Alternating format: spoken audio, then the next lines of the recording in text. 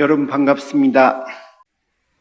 지난주부터 시작해서 우리 교회가 가고 싶은 방향에 대한 이야기를 하고 있습니다. 철학이라고 하기도 하고 비전이라고 하기도 하고 꿈이라고 하기도 한데 오늘 또 그 이야기를 할 것이기 때문에 여러분 약간은 좀 철학적인 이야기고 해서 좀 덜 재미있을 수 있습니다. 우리 교회는 하나님 나라를 살아가는 건강한 공동체를 꿈꿉니다. 우리가 꿈꾸는 것은 하나님 나라예요. 하나님 나라가 무엇인지에 대한 고뇌를 계속해서 할 겁니다. 하지만 이 주제가 단순하지 않기 때문에 조금은 여러분 계속해서 추상적으로 느껴지실 수 있습니다. 오늘도 5%만 디벨롭을 시키겠습니다. 그러면 조금씩 시간이 지나면서 하나님 나라라고 하는 것이 무엇인지 여러분 점점 더 명확해지실 거라고 판단합니다. 하나님 나라, 그리고 우리는 살아가는 거예요. 왕년에 내가 그랬다라는 게 아니라 현재 내가 그렇다라고 하는 것에 관심을 갖고 있고 우리는 건강함이라고 하는 것에 대해서 관심을 갖겠다라고 말씀드렸어요. 자, 이제 오늘부터는 구체적으로 어떻게 할 건지에 관한 이야기를 하겠습니다. 첫 번째, 영적인 측면에서는 이렇게 해보겠습니다 라고 하는 이야기를 오늘 할 거고, 다음 주에는 그 영적인 것이 제대로 워킹하기 위해서 제가 생각하기에 정말 중요한 것이 여러분 정서입니다. 여러분 마음이에요. 그 정서와 마음이 여러분이 가지고 있는 생각이 만약에 건강하지 않으면 아무리 영성이 훌륭해도 사실은 영성이 제대로 워킹을 하기가 어렵습니다. 그래서 다음 주에는 우리가 추구하는 교회의 철학을 위해서 정서적으로 어떻게 해야 되는지 이야기를 할 거고, 그리고 영성과 정서를 받아내는 교회의 틀이 건강해야만 여러분 제대로 된 교회의 모습을 갖출 수 있다고 생각해요. 그래서 마지막 세 번째는 우리 교회의 틀에 대한 이야기를 하도록 하겠습니다. 자, 오늘은 스피리추얼한 이야기를 할 건데 심플해요. 하나님 나라 복음으로 회심한 공동체. 하나님 나라 복음으로 회심한 공동체. 그러면 키워드가 딱 3개 나와요. 하나님 나라, 복음, 회심. 자, 이 3개를 우리가 오늘 조금 이해를 넓혀가고 싶은데, 하나님 나라라고 하는 게 이게 알듯 말듯 하실 걸로 이해합니다. 그런데 오늘은 5%만 더 디벨롭을 시킬게요. 자, 지난주에 제가 이런 이야기 했어요. 하나님의 마음이 어디에 있는가? 성경의 시작이 창세기 1장 2장에 하나님 나라고, 성경의 맨 마지막에 속하는 계시록 21장이 새하늘과 새 땅이니 결국 이 둘을 봐도 하나님 나라다. 예수님이 맨 처음 하셨던 말씀이 회개하라, 하나님 나라가 왔다. 그러니 하나님 나라고, 그분이 너희는 이것을 가장 중요시 여겨라 라고 하셨던 말씀 마태복음 6장 33절도 하나님 나라였어요. 그러니까 다른 이야기 근거들을 수도 없이 많이 될 수 있지만 여러분 그냥 그 정도로 제가 여러분에게 하나님의 마음이 어디 있습니까? 하나님 나라에 있습니다. 이렇게 말씀을 드린 겁니다. 자, 그러면 오늘은 하나님 나라가 뭡니까? 라는 이야기를 좀 하겠습니다. 자, 창세기 1장 2장에서 하나님은 그 나라를 만드시고 좋으셨어요. 뭐가 좋았을까요? 경치가 좋았을까요? 아니, 그분이 경치에 감동할 뿐입니까? 자, 그러면 여러분 인물이 좋았을까요? 그럴 수도 있겠으나 과연 하나님이 그런 걸 보고 좋았다라고 하셨을까요? 아니에요. 신학적으로는 그렇게 말하지 않고 여러분 하나님이 세워놓으신 그 나라의 질서가 보시기에 좋았더라라고 표현해요. 자, 그러면 창세기 1장 2장의 하나님 나라의 질서가 뭐였을까? 하나님이 창조 주세요. 그리고 하나님은 그토록 사랑하는 우리에게 당신의 형상대로 우리를 만드셨어요. 그 형상이라고 하는 건 뭐라고 표현하냐면 세상을 다스릴 수 있는 대리 통치자다, 그런 표현을 써요. 그러니까 하나님은 창조주시고 주인이신데 주인이신 그분께서 세상의 모든 것을 다 만드시고 나에게 그것을 다스릴 수 있는 어토리티를 부여해요. 그 어토리티를 부여받는 걸 뭐라고 그러냐면 하나님의 형상. 히브리어로는 데무트라고 하기도 하고 첼렘이라고 하기도 하는데 제가 30년 전에 신학을 할 때는 이 두 단어를 구분했어요. 근데 요즘은 안 합니다. 그 이유는 뭐냐면 두 개를 병행으로 이해했다, 이렇게 설명하는데 쉽게 표현하면 창세기 1장 27절이에요. 28절이에요. 내가 너에게 세상의 모든 것을 만들고 너에게 주노니 너는 내가 너에게 준 권한으로 이 모든 것을 다스려라 라고 하신 거예요. 그리고 그 안에 보면 명확한 증거가 있어요. 하나님 건데 아담이 주인 노릇을 해요. 이게 뭔지 아세요? 모든 동물들이 하나님이 이끌어주니까 아담이 이름을 붙여요. 이름을 붙였는데 하나님이 뭐라고 용인하셨냐면 아담이 부른 대로 이름으로 되게 하셨어요. 그러니까 이름을 부른다는 건 소유권을 의미하는 건데, 여러분 제가 아무리 목사여도 주례는 할 수 있어도 누가 애를 낳으면 이름을 그렇게 하세요, 그렇다고 이름이 되는 게 아니에요. 그렇죠? 내가 주례했으니까 이름을 지어줄 수 있는 권한이 있지라고 하면 억지인 거예요. 옛날에는 엄마 아빠가 할머니 할아버지한테 이름을 지어달라고 애석한 적도 있었어요. 근데 요즘은 할머니 할아버지들이 아주 현명하셔서 너희들이 지어라, 좋은 이름으로 지어라, 이렇게 말해줘요. 그러니까 이름을 짓는다는 건 뭘 의미하냐면 내가 부모고 내 것이라는 거예요. 이해가세요? 그러니까 하나님도 모든 피조물들이 다 하나님 거예요. 아담 것이 아니에요. 그런데 하나님은 아담에게 그 모든 것에 대한 다스릴 수 있는 권한을 부여하셨어요. 그게 하나님의 형상대로 지었다는 의미예요. 그러니 그 모든 것들의 아담과 하와의 다스림에 피조 세계는 다 복종합니다. 그래서 하나님 나라가 뭐였냐? 여러분, 하나님 주인이세요. 그리고 그 주인의 권한 아래서 권한을 부여받아서 인간이 피조 세계를 다스려요. 그런데 인간은 뭘 했냐면 하나님이 주인이시라는 것을 항상 고백했어요. 당연하게. 그랬더니 이 인간이 하나님의 주인 되심을 고백했더니 모든 피조물들도 인간의 다스림에 순종해요. 그래서 하나님, 인간, 피조세계라고 하는 질서가 그 안에서 형성되었고 그 나라는 하나님 보시기에 아름답습니다. 네, 문제가 생겨요. 3장. 인간이 할만하다. 이제는 나 혼자 좀 어떻게 해봐도 될 것 같다. 그게 창세기 3장 5절. 하나님의 주인 되심을 거부하고 내가 스스로 하나님이 되려고 합니다. 다르게 표현하면 하나님 나라가 거기서 부정됩니다. 그리고 우리는 그 하나님 나라의 부정을 뭐라고 표현하냐면 죄다, 이렇게 말해요. 그래서 성경이 말하는 죄는 하나님이 하나님 되심을 인정하지 않거나 하나님의 하나님 되심을 부정하거나 알든 모르든 의도되든 의도되지 않았던 하나님이 하나님이심을 거절하는 모든 것을 죄다라고 이야기해요. 이 개념이 안 되면 여러분 신앙이 안 들어와요. 그리고 바울이 말하는 모든 이야기가 이해가 안 가요.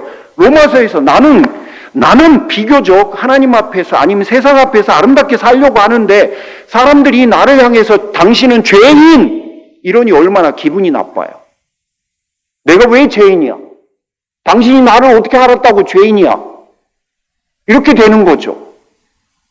아니, 내가 얼마나 양심적이고 얼마나 세상을 향해서 아름답게 살아보려고 애를 쓰고 있는데 그런 나를 향해서 죄인 이렇게 말을 하니, 여러분, 복음이 들어갈 리가 없죠. 기분 나빠서.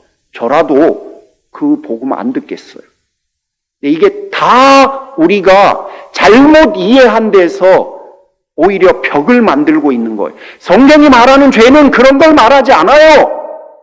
성경에서 말하는 죄는 의도적이든 의도하지 않았던 하나님을 하나님으로 인정하지 않는 것을 죄라고 그래요. 그러니까 아무리 열심히 인생을 살고 아무리 도덕적이고 윤리적으로 살아가려고 애를 썼다 하더라도 하나님을 하나님으로 인정하고 있지 않기 때문에 성경은 그것을 죄라고 표현하는 거예요. 그러니까 우리가 사는 세상에서의 죄의 개념과 하나님이 생각하는 죄의 개념이 좀 달라요. 자, 요한복음 1장 22절, 21절 제가 한번 볼게요. 1장 12절. 요한복음 1장 12절에서 뭐라고 그러냐면, 예수님께서 하나님이심에도 불구하고 이 땅에 오셔서 십자가에 죽으시고 부활하시고 나서 뭐라고 그러셨냐면, 믿는 자들에게는 하나님의 자녀가 되는 권세를 주겠다라고 이야기해요. 아, 이게 무슨 의미일까?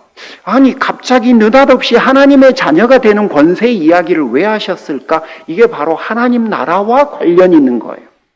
창세기 1장 2장에서는 하나님의 자녀됨, 그 자녀됨의 권세를 가지고 세상을 다스렸어요. 이게 하나님 나라예요. 그런데 3장에서 내가 그걸 거절해요. 결국 그 권세를 상실해요. 그때부터 나는 쫓겨났어요. 어디에서? 에덴 동산에서. 그거를 뭐라고 하냐면, 여러분, 하나님의 자녀됨을 상실했다 이렇게 말해요. 그래서 에베소서 1장 2장 이런 데에서 너희들은 죄인이다, 이미 죽은 자다, 진노 아래 있는 자들이라, 이런 무서운 표현들을 계속 쓰는 거예요. 그게 뭘 의미하냐면, 우리가 하나님의 자녀였는데, 하나님의 자녀인 이유가 하나님이 내 아버지셨기 때문에 내가 자녀였던 거예요. 그럼 내가 그 아버지 되심을 거절해버린 동시에 자녀됨도 상실하게 된 거예요. 그러니까 나에게는 하나님 나라를 잃어버린 거예요. 하나님 자녀됨을 잃어버린 게 하나님의 나라를 잃어버린 것의 의미가 되는 거예요. 근데 그럼 무슨 의미입니까? 하나님 나라가 아주 심플하게 표현하면 하나님이 아버지시고 내가 그분의 자녀다 라는 이야기예요. 그러니까 그 고백과 그 믿음들과 그 다스리심이 있는 곳들마다 뭐라고 표현하냐면 하나님 나라가 임했다라고 말을 하는 거예요. 빌립보서에 보면 빌립보서에 보면이 아니고 사도행전에 보면 빌립보서에 있었던 일 중에 하나가 간수가 회개하잖아요. 그랬더니 바울이 뭐라고 그러냐면 오늘날 너와 내 집에 하나님 나라가 임했다 이렇게 표현해요. 그러니까 여러분, 하나님 나라가 뭡니까? 라고 하는 것을 정말 단순하게 여러분이 이해하기 쉽도록 5%만 제가 개념을 디벨롭을 시키면, 하나님이 주인 되시고 나는 하나님의 피조물이다. 이걸 다르게 표현하면 디벨롭이 성경이 쭉쭉 되면서 출애굽기 19장 20장에 가면 또 다른 개념이 나오고 나중에 바울이 또 다른 개념으로 나오는데, 그걸 다 정리해서 보면 뭐라고 표현하냐면 하나님이 내 아버지시고 나는 그분의 사랑받는 자녀다. 이게 하나님 나라예요. 그러니까 그게 임하려면 뭐가 필요하냐면 순종이 필요해요. 예, 그 법에 내가 신실하게 반응하는 거예요. 뭐가 있기 때문에? 그걸 내가 믿기 때문에. 그래서 믿음과 순종 이야기를 수도 없이 많이 하는 거예요. 아브라함에게도 오늘날 너하고 나하고 하나님 나라를 이루자라고 하면서 아브라함에게 왜 그거를 그토록 소중히 여겼냐면, 왜 아브라함이냐면 아브라함이 하나님을 믿었거든요. 그러면서 이 믿음이 얼마나 중요한지를, 순종이 얼마나 중요한지를 동시에 디벨롭을 시키는 거예요. 그러니까 다르게 너무 복잡해지고 있는데 간단하게 표현하면 하나님 나라는 뭡니까? 하나님이 내 아버지십니다. 나는 그분의 사랑받는 자녀입니다. 라는 게 하나님 나라예요. 그리고 그것들을 통해서 과거와 다른 놀라운 일들이 그 안에서 이루어진 것이 바로 하나님 나라예요. 자, 그러면 여러분 나중에 또 확대시킬 건데 오늘은 딱 거기까지만 이해하는 거예요. 하나님 나라가 뭡니까? 하나님이 내 아버지시고 나는 그분의 자녀입니다. 라는 게 하나님 나라다. 라고만 이해하시면 좋을 것 같아요. 자, 그러면 왜 하나님 나라면 하나님 나라지 복음 이야기를 붙이셨습니까? 우리 교회 비전에는 하나님 나라를 살아가는 건강한 공동체라고 했는데 왜 스피리추얼한 그 방법에 있어서는 하나님 나라로 회심한 공동체라고 안 하고 하나님 나라 복음으로 회심한 공동체라고 합니까? 예. 우리가 궁극적으로 가는 목표는 하나님 나라예요. 그런데 그 하나님 나라를 우리에게 다시 가져다 준 게 뭐냐면 복음이에요. 왜 그러냐면 지금부터 한번 들어보십시오. 창세기 3장의 죄로 인해서 결국 우리는 하나님의 자녀됨을 상실해요. 그리고 하나님 나라에서 내쫓김을 받아요. 아무리 어떻게 해도 안 됐어요. 왜냐하면 결국 우리는 하나님께서 제시하신 율법이라고 하는 방법을 성취하지 못해요. 그래서 그분의 계획대로 하나님이신 예수 그리스도가 이 땅에 오시고 그리고 우리를 위해서 죽으시고 우리를 위해서 다시 사세요. 그러니까 죽으심과 부활하심만 제가 언급한 이유는 뭐냐면 바울이 말했던 복음의 핵심이 죽으심과 부활하심이에요. 그러니까 그분의 죽으심과 그분의 다시 사심으로 인해서 결론적으로 요한복음 1장 12절이 너희들이 다시 하나님의 자녀가 되는 권세를 얻게 되었다라고 하는데 그 도구가 믿음이라고 말해요. 우리가 예수 그리스도를 믿음으로 다시 하나님의 자녀가 되었다는 거예요. 하나님의 자녀가 되었다는 것은 하나님 나라가 너희에게 다시 임했다라는 말인 거고. 자, 그러면 우리에게 하나님 나라를 다시 가져다 준 게 뭐죠? 예, 복음이에요. 예수 그리스도의 십자가예요. 그러니까 복음이라고 하는 건 예수 그리스도의 십자가라고 하는 건 우리에게 너무너무 중요한 것. 몸부림쳐서 그것을 이해하고 받아들이고 누려야 돼요. 그러나 최종적인 파이널 고울은 복음이에요? 하나님 나라예요? 하나님 나라예요. 하나님 자녀가 되게 하는 것. 그러니까 복음이 우리에게 가져다 준 것이 바로 죄 사함을 통한 하나님 자녀됨이에요. 그리고 하나님이 내 아버지시고 나는 하나님의 사랑받는 자녀로 살아가고 그리고 나중에 영원히 그분께서 나를 하나님의 사랑받는 자녀로 받아주신다는 것이 토탈한 것이 복음의 내용이에요.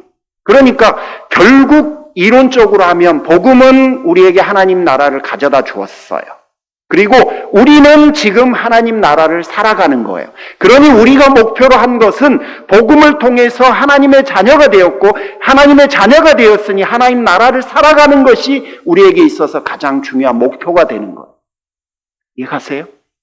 그래서 하나님 나라 복음으로 라고 하는 것에 우리가 깨달아야 될 방향을 제시해야 될 그리고 가야 될 가장 중요한 방향의 두 축이 되는 거예요. 복음과 하나님 나라.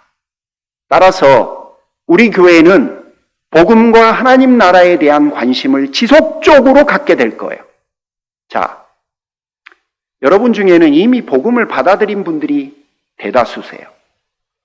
따라서 여러분 복음을 이미 받아들이신 분들은 뭐에 더 관심을 가지셔야 되냐면 하나님 나라에 더 관심을 가지셔야 돼요. 만약에 여러분이 아직 복음을 받아들이지 못한 분들이라면 뭐에 관심을 가지셔야 되냐면 복음 자체에 관심을 더 많이 가져야 돼요. 그러니 우리의 스피리추얼 목표는 하나님 나라와 복음이라는 거예요. 자, 거기다. 그러면 저 회심이라고 하는 게 왜 붙어 있습니까? 도대체 회심이라고 하는 게 뭐길래 여러분 저기에 붙여 놓으셨습니까? 라고 궁금증이 있으실 거예요. 자, 지금부터는 그 이야기를 할 겁니다. 오늘 본문 빌립보서 1장 27절에 이렇게 돼 있어요. 너희는 복음에 합당하게 생활하라. 복음에 합당하게 생활하는 것을 뭐라고 하냐면 회심이라고 말해요. 회심이라고 하는 것을 다르게 표현하면 이런 의미가 돼요. 복음으로 하나님 나라 자녀가 되고 하나님의 사랑받는 자녀로 살아갈 수 있게 되었다면 지속적으로 너희가 그 하나님 나라의 가치에 헌신하는 자로 살아가라 라는 게 복음에 합당하게 생활하라 라는 말의 의미예요. 이거를 여러분 조금 구분해 드릴게요. 자, 이렇게 세 가지로 구분을 해 드릴 건데 첫 번째 뭐냐면 복음에 합당하게 살아가는 하나님 나라 백성의 삶은 뭐냐면요. 첫 번째는 삶의 주인을 바꾸는 거예요. 삶의 주인을 바꾼다는 게 여러분 이미 눈치채셨을 거예요. 창세기 1장 2장에서의 주인이 누구였어요? 하나님이에요. 창세기 3장 이후의 주인이 누구예요? 나예요. 그러면 내가 다시 하나님의 사랑받는 자녀가 되었어. 복음에 의해서 하나님 나라 백성이 되었어. 나는 하나님 나라를 살아가기로 결정했어. 내가 그거를 다시 살아갈 수 있게 되었다는 것을 복음을 통해서 받아들이고 내가 그렇게 하기로 결단을 하고 그 안으로 초대를 받았어요. 그러면 주인을 바꿔야 되는 거예요. 맞아요? 틀려요?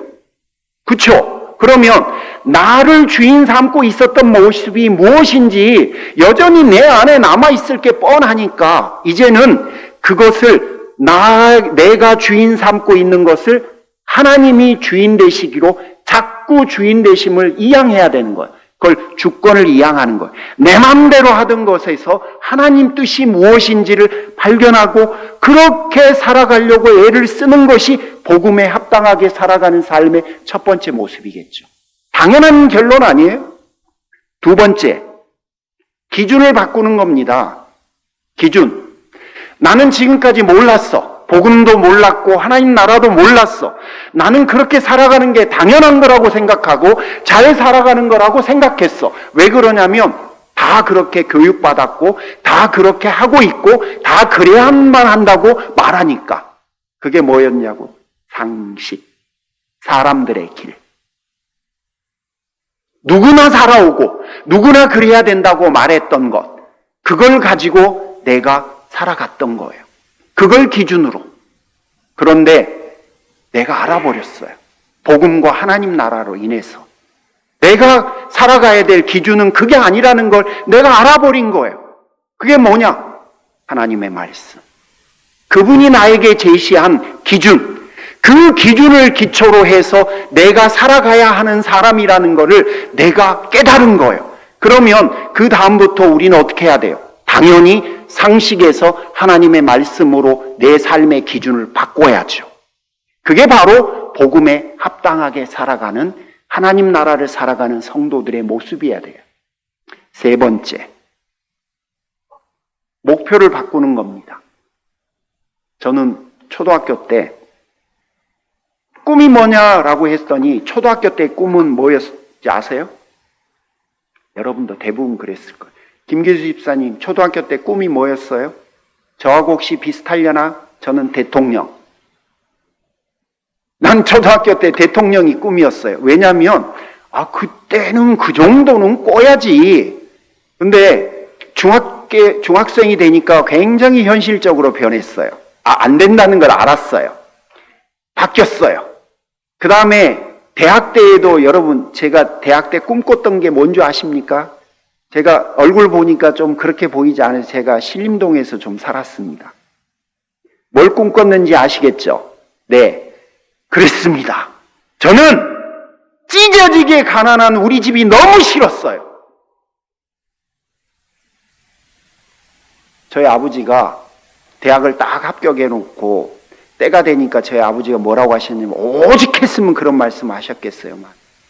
대학을 안 가면 안 되겠냐. 저는 진짜 싫었어요. 가난이 정말 싫었어요. 지긋지긋했어요. 그래서 제가 저희 동생에게도 동생아 성공해야 돼. 제발 너도 성공해라. 그랬더니 저는 그 말을 후회해요. 저희 동생이 대학을 안 가고 딴 길을 갔고 결론적으로 그 동생이 다친 것 같아서 제가 마음이 아파요. 항상 저는 그 순간을 회개해요. 근데 여러분, 저에게는, 그 당시 저에게는 그게 최선이었어요. 성공하는 거. 저는 성공이 목표였어요. 성공. 돈 많이 벌고 싶었어요. 크리스찬이 좀 됐어요. 와이프 때문에. 방위가 군인이면 파리도 세다라고 생각하는 분이 계실지 모르겠지만, 방위 끝나고 왔는데 고무신 거꾸로 신지 않고 있어서 제가 뭘 할까 그랬더니 교회 가자 그래서 그때부터 갔는데, 교회 간다고 생각이 바뀝니까? 안 바뀌어요. 에이, 어떻게 그게 바뀝니까? 수년간 하나님이 은혜 주시고 그래서 바뀌었는데 그 전까지만 해도 제가 돈 많이 벌어갖고 선교하는 사람 되겠다고 생각했어요. 근데 목표가 선교예요? 돈 많이 버는 거예요. 돈 많이 벌려고 하다가 쫄딱 망해버렸지. 여러분, 성공이 저에게는 목표였어요. 그런데 목표가 바뀌었어요. 뭔지 아십니까? 신실한 삶을 사는 게 목표로 바뀌었어요. 여러분, 복음에 합당하게 살아가는 사람들은 주인도 바뀌고요, 기준도 바뀌고요, 목표도 바뀌어야 돼요. 왜죠? 이게 당연한 이치인 거예요. 너무나 당연한 거예요. 그러므로 우리는 이 세 가지를 해가기 위해서 노력을 할 거예요. 우리의 목표는 바로 그거예요. 그런데 여러분, 이게 결코 쉬운 일이 아니에요. 한번 해보세요. 쉬운 일인가? 잘 안 돼요. 진짜 잘 안 돼요. 근데 저 회심이라고 하는 단어를 지금부터 설명할 건데요. 실은 내가 회개함으로 주를 영접하고 하나님의 자녀가 되고, 하나님의 자녀가 되었다면 하나님 나라가 우리에게 시작이 된 거예요. 그런데 단지 시작된 거지 그게 다 성취된 게 아니에요. 하나님의 자녀들은 복음으로 시작된 회심을 평생 동안 이어가야 돼요. 주님 앞에 서는 날까지. 일상의 삶에서 주님과의 만남을 이어가면서, 그리고 지속적으로 죄를 거절하고 순종을 상식으로 여기면서 성령을 의지하고 공동체 이론으로 사는 것을 당연하게 여기고, 생각이 변하고 행동이 변하고 삶이 변하게 되는 것을 받아들이는 그 모든 과정들을 뭐라고 하냐? 회심, 이렇게 말해요. 그러니까 회심은 한마디로 표현하면 삶의 변화예요. 나의 전생애를 거쳐서 주인을 바꾸고 기준을 바꾸고 목표를 바꿔가면서 삶 속에서 스트러글을 해가면서 결국은 뭘 이뤄내냐면 삶이 바뀌는 것을 회심이라고 해요. 안타깝게도 이 회심도 왜곡이 일어나요. 예일대 교수인 알렌 크라이더의 회심의 변질에 따르면 지독히도 엄격했던 초대교회의 회심이 시간이 흐를수록 변질되었다고 합니다. 결국은 뭐냐면 사람들의 입맛에 맞추어 준 거예요. 황제에게까지 기독교가 요구했던 게 삶의 변화예요. 삶이 변화되지 않으면 세례 안 줬어요. 황제에게도. 그런데 시간이 흐르고 지금은 삶의 변화를 요구하지 않고 세례를 줍니다. 어거스틴의 고백록 이후에는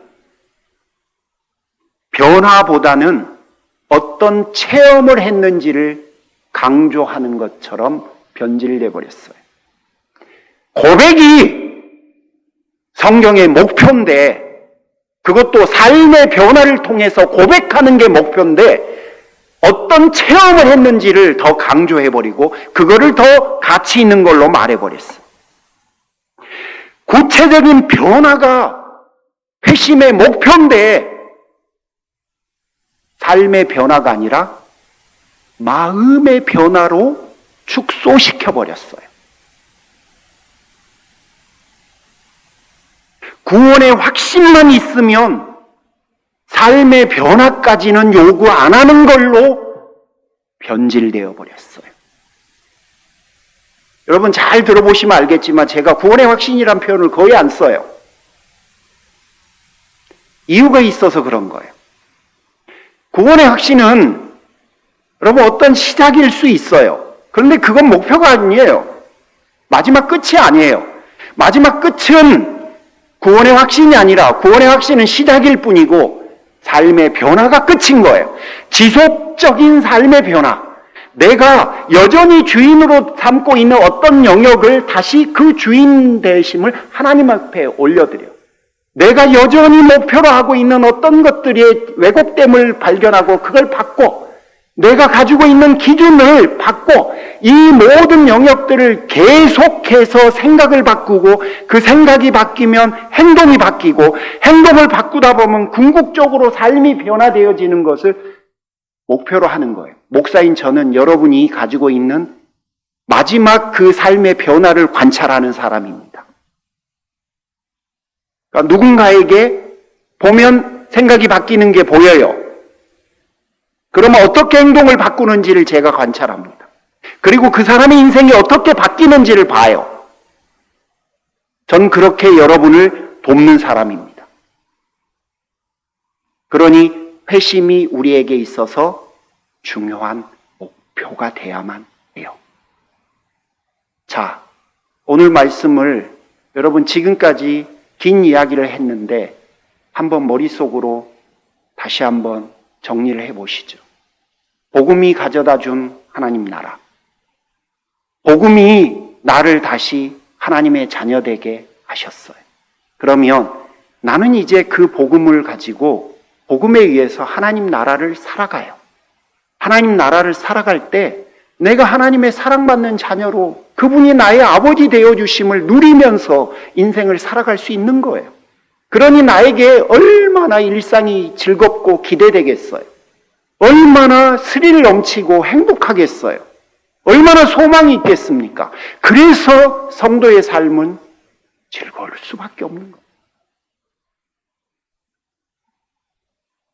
그러면 우리 교회는 당연히 기준을 말씀으로 삼았으니 읽어야겠죠. 여러분, 저는 읽는 사역을 포커스 맞춰서 하지 않았는데요. 읽는 사역을 포커스 맞춰서 하신 주변의 목사님들이 저한테 자꾸 이야기를 해요. 우리 고민이 많으니까 종종 만나서 대화하는데 그분들의 결론이 뭔지 아십니까? 읽는 건 읽는 걸로 끝나더라. 그래서 제가 여러분 결단한 게 읽는 것을 읽는 걸로 끝나지 않고 여러분의 것으로 만들게 하기 위해서 묵상이라고 하는 것을 도입한 겁니다.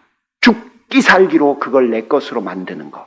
그게 개인 공부방, 목장 공부방이에요. 그게 묵상의 과정을 여러분에게 소개하는 겁니다. 그러니 우리는 계속해서 성경 읽기방, 개인 공부방, 목장 공부방 지속적으로 안 할 수가 없어요. 왜냐하면 그게 우리의 기준이니까. 그 기준을 모르면 계속해서 왜곡이 되니까. 그리고 그것들이 이루어질 수 있고 그 은혜들이 지속될 수 있도록 여러분 목장에서 공유하게 만들고 또 우리가 다 함께 모여서 예배하고 중보기도로 여러분들을 후원하는 일들을 지속적으로 할 수밖에 없는 겁니다. 안 할 수가 없는 거예요. 안 하면 안 되는 거예요. 그렇게 이해해 주시면 좋겠습니다. 앞으로 이 부분을 우리 지속 반복적으로 열심히 한번 해보시죠. 그러면 궁극적으로 어떻게 되는 줄 아십니까? 여러분이 변해요. 교회에 웃음이 더 많아져요. 분명히 그렇게 돼요. 물론 이게 챌린지를 오기 때문에 이런저런 두려움들이나 이런저런 좀 어려움들이 좀 오기는 와요. 솔직히 인정해요. 그런데 여러분, 저는 그런 거를 어떻게 생각하냐면요. 여러분이 그런 감정들을 좀 혼동하지 않으셨으면 좋겠어요. 왜 그러냐면 그런 챌린지들이 여러분에게 왔을 때 그 감정들은 어떤 거냐면 솔직히 여러분 결혼하기 전날 밤에 좋기만 하지는 않았을 거예요. 이런저런 다양한 감정들이 되게 많았을 거예요. 여러분 그런 다양한 감정들이 아무리 많다고 하더라도 그 다음날 결혼식 안 하고 도망가셨습니까? 안 그래요. 그건 거고 그 다음 걸로 가는 거예요. 다음에 여러분 저같이 변화를 두려워하는 사람들은요. 솔직히 말씀드리면 이사 같은 거 가고 막 그러는 거 되게 고민하고 걱정합니다. 아무리 여러분 변화가 싫고 두렵다 하더라도 여러분 집 사갖고 이사 가기 전날 마지막 날 밤을 여러분 포기하지 않으시잖아요. 아무리 그 고통과 그 공포감이 크다 하더라도 엄마들이 애 낳으러 들어가서 나 너무 걱정되고 공포스러워서 나 애 안 낳을 거예요. 그러고 포기하고 나오는 분들 없잖아요. 그러니까 다 그런 거예요. 그런 것과 같은 의미라고 여러분 이해해 주셨으면 좋겠어요. 너무 길었습니다. 기도하겠습니다. 하나님,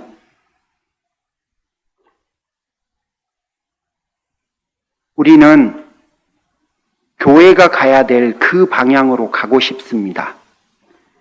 하나님의 마음이 있는 하나님 나라 복음을 향해서 우리의 전생의 삶을 거쳐서 나타나는 그 변화를 꿈꾸며 가고자 합니다. 우리가 그 일을 위해서 한 걸음 한 걸음 걸어갈 때 하나님 하늘 문을 여시고 사랑하는 모든 성도들에게 하나님 은혜를 더하여 주옵소서. 하나님 낯설어서 안 하고 싶을 때도 있고 익숙하지 않아서 두려울 때도 있습니다. 익숙하지 않을 뿐이지 못하는 게 아닙니다. 안 해본 거지 나는 못하는 사람이 아닌 겁니다. 하나님 연세가 들었건 젊건 우리에게 가장 중요한 거는 하나님의 말씀임을 다시 한번 우리가 확인했으니 주여 우리 교회가 그 여정을 걸어갈 때 남녀노소 무론하고 모든 영혼들이 그 여정으로 한 걸음씩 걸어갈 수 있도록 축복하여 주시옵소서. 우리에게 있는 막연한 두려움들을 이겨낼 수 있도록 하나님 역사하여 주시옵소서. 감사를 드리오며 예수님의 이름으로 기도 올립니다. 아멘. 다 함께 일어나셔서 하나님 앞에 찬양 드리겠습니다. 우리 1절과 마지막 절만 같이 찬양해요.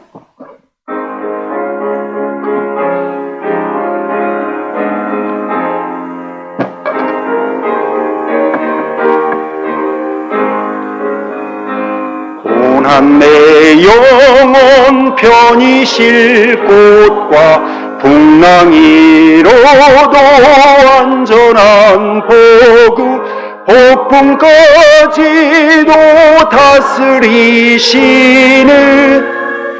주의 영원한 팔 의지에 주의 영원하신 팔 함께 하사 항상 나를 붙드시니 어느 곳에 가든지 요동하지 않음은 주의 팔을 의지함이라. 마지막 절 능치 못한 것 주께 없으니 나의 일생을 주께 맡기며 나의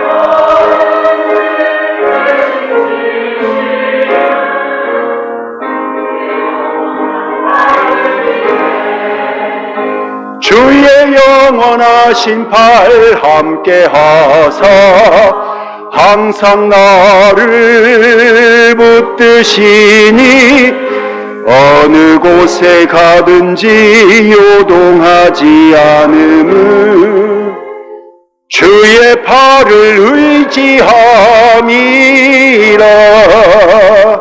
아멘. 하나님 감사합니다. 나 같은 사람을 하나님의 사랑받는 자녀로 불러주시고 하나님의 사랑받는 자녀로 살아갈 수 있게 해주신 그 은혜를 오늘 또 되새기며 주님 앞에 감사를 드립니다. 이 시간 주님 앞에 나와 예배할 수 있는 은혜를 주시고 더불어서 일할 수 있게 해주시며 아버지 앞에 고백을 담아서 예물을 드리게 하시니 참으로 감사합니다. 귀한 주의 권속들의 고백을 받으시고 하나님 마음껏 축복하여 주시옵소서.